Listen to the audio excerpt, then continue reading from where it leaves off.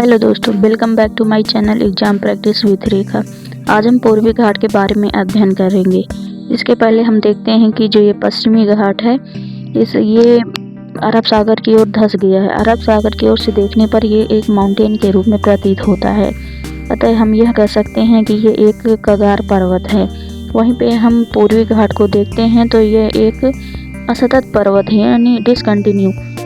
पूर्वी घाट ये हमारे हिमालय पर्वत की तरह ही वलित पर्वत है और ये एक कटा छटा पर्वत है, डिसकंटिन्यू, क्योंकि बहुत सारी नदियाँ आती हैं यहाँ पर अपना जल गिरा देती हैं, जिससे उसके बहाव के कारण यहाँ की ज़मीन धंस जाती है और ये पर्वत कटा छटा हो जाता है।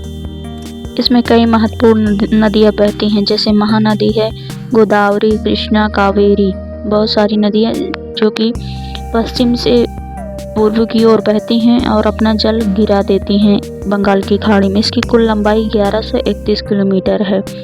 यह महानदी से लेकर नीलगिरी पर्वत तक फैला हुआ है। पूर्वी घाट की जो सबसे ऊंची चोटी है जिंदागढ़ है, जिसकी ऊंचाई 1680 मीटर है। इसके पहले NCERT में हमने कई बार देखा है कि पूर्वी घाट की जो सबसे ऊंची चोटी है महेंद्रगिरी को बताया गया है, जिसकी ऊंचाई 1 मीटर है। अतः हम यह कह सकते हैं कि जिंदागढ़ सबसे ऊंची चोटी है और महेंद्रगिरी दूसरे नंबर की चोटी है। और 2011 के बाद हम यही मानते हैं कि जिंदागढ़ है जो 1680 मीटर इसकी ऊंचाई है, यही पूर्वी घाट की सबसे ऊंची चोटी है जी। ये जो जिंदागढ़ चोटी है ये विशाखापट्टनम के पास स्थित है, इसलिए इसे विशाखापट्टनम चोटी भी कहते हैं। बंगाल की खाड़ी से जो मानसून आता है उससे यहाँ पर 100 से 150 सेंटीमीटर तक बारिश होती है। पश्चिमी घाट की अपेक्षा यहाँ पर कम बारिश होती है।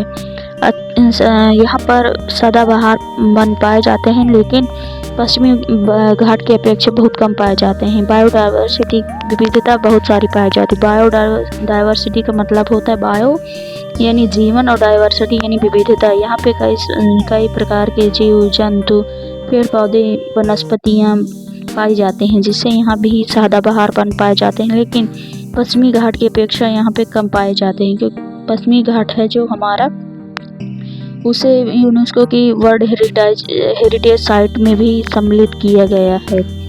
अतः हम कह सकते हैं कि पश्चिमी घाट में जैव विविधता ज़्यादा पाई जाती है और पूर्वी घाट में कम पाई जाती है। अब हम पूर्वी घाट की कई महत्वपूर्ण पहाड़ी और चोटियों के बारे में अध्ययन करेंगे, जो कि परीक्षक की दृष्टि से बहुत ही महत्वपूर्ण है। सबसे पहले हम उड़ीसा की देखते हैं, जो महानदी के उत्तर में स्थित है। गरजात पहाड़ी है, मलयगिरी चोटी है। यहाँ पर ये जो टिकरपाड़ा हिल्स है यानी पहाड़ी है और वो एक चोटी है। पहाड़ी में कई सारी चोटियाँ सम्मिलित होती हैं, लेकिन जो चोटी होती है वो अकेले होती है। इन चोटियों के दक्षिण में महानदी बहती है। महानदी ये सभी चोटियाँ महानदी के उत्तर में स्थित है। फिर महानदी के दक्षिण में बहुत सारी चोटी है, जिसमें नयागढ़ चोटी है, हिल पहाड़ी है, और फिर महेंद्रगिरी चोटी है, जो कि पूर्वी घाट की दूसरी सबसे ऊंची चोटी है, जिसकी ऊंचाई 1501 मीटर है, जो कि उड़ीसा में स्थित है। फिर जिंदागढ़ चोटी है, जो कि पूर्वी घाट की सबसे ऊंची चोटी है, जो कि विशाखापट्टनम में स्थित है। फिर इसके बाद गोदावरी नदी बहती है। फिर कृष्णा नदी। गोदावरी नदी और कृष्णा नदी के बीच में कोई भी चोटी नहीं पाई जाती है। फिर उसके बाद कृष्णा नदी के दक्षिण में कई सारी चोटी हैं, जैसे शेषाचलम की पहाड़ी है, और शेषाचलम की जो पहाड़ी है यहीं पे तिरुपति बालाजी का भव्य मंदिर स्थित है।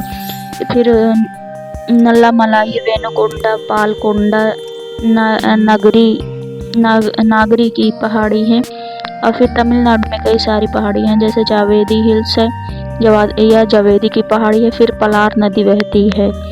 फिर इसके बाद सेवराय की पहाड़ी है, जो कि तमिलनाडु में स्थित है। फिर पचमलाई हिल्स है। फिर कावेरी नदी बहती है। फिर इसके बाद सिरुमलाई पहाड़ी है, जो कि तमिलनाडु में स्थित है। ये नीलगिरी का ही भाग माना जाता है। वैसे हम यह कह सकते हैं कि ये जो नीलगिरी है ये पश्चिमी घाट का हिस्सा है, लेकिन यहाँ पे पूर्वी घाट और पश्चिमी घाट का मिलन बिंदु है। इन सभी पहाड़ियों को एक बार ध्यान से देख लेंगे आप लोग, क्योंकि ये पहाड़ियाँ परीक्षा में की दृष्टि से बहुत ही महत्वपूर्ण है और कई सारी परीक्षाओं में ये। अगर वीडियो पसंद हो तो प्लीज़ लाइक शेयर सब्सक्राइब करें और हमारे चैनल से जुड़े रहें और अन्य वीडियो देखने के लिए हमारे प्लेलिस्ट में जाकर देख सकते हैं।